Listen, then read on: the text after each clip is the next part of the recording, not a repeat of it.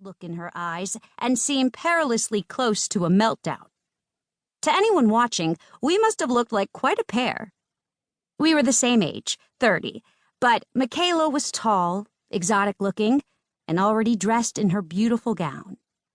I was blonde, small, and wiry, and wore my new uniform of faded jeans, work boots, and a sweatshirt.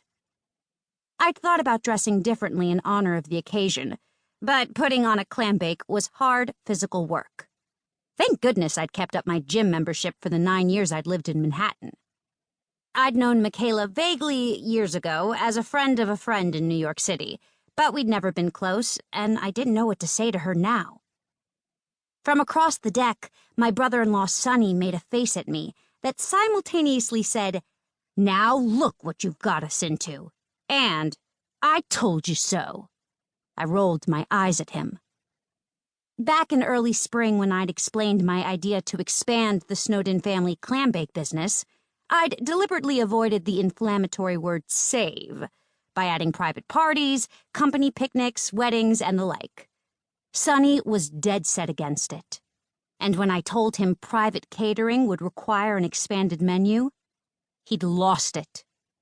"The bake is the bake," he'd yelled. "Twice a day we haul 200 tourists out to the island, feed them steamers, lobsters, corn, potatoes, an onion, and a hard-boiled egg, all of which we cook in a hole in the ground the same way the Indians taught our Puritan forefathers. The Maine clambake is sacred. Don't mess with the bake." Sonny, Indians didn't start the bake. My father did, in 1979. And since the economic crisis, there aren't 200 tourists on that boat twice a day. Sometimes there are fewer than 24. In Maine, we've got exactly 4 months to make our money. 4 months. So if you think I'm going to stand by and lose my father's business because you can't be flexible, you're wrong. We'd retreated to our separate corners, knowing we'd be going a few more rounds. Sonny was more right about some of it than I was. My father had started the Snowden Family Clambake Company, but he certainly didn't invent the clambake.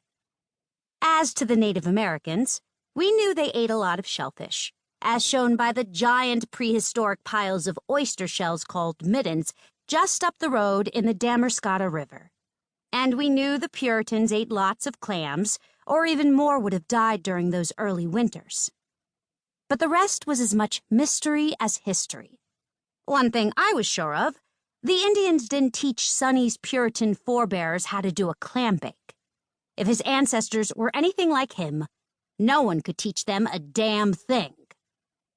Just as Morrow Island came into view, the maid of honor, whose name was Lynn, finally woke up to her duty.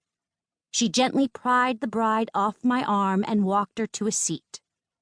"Ray is just a jerk," I heard Lynn say, but Michaela shook her head no.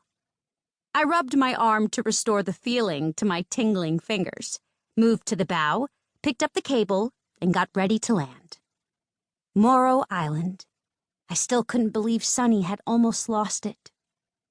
The island had been in my mother's family for 130 years. It was a great piece of rock, really. 13 acres, with good deep-water dockage, and that rarity in Maine, a small sandy beach. On a high hill at the center of the island stood Winsholm, the summer cottage built by my great-great-grandfather at the height of the Gilded Age.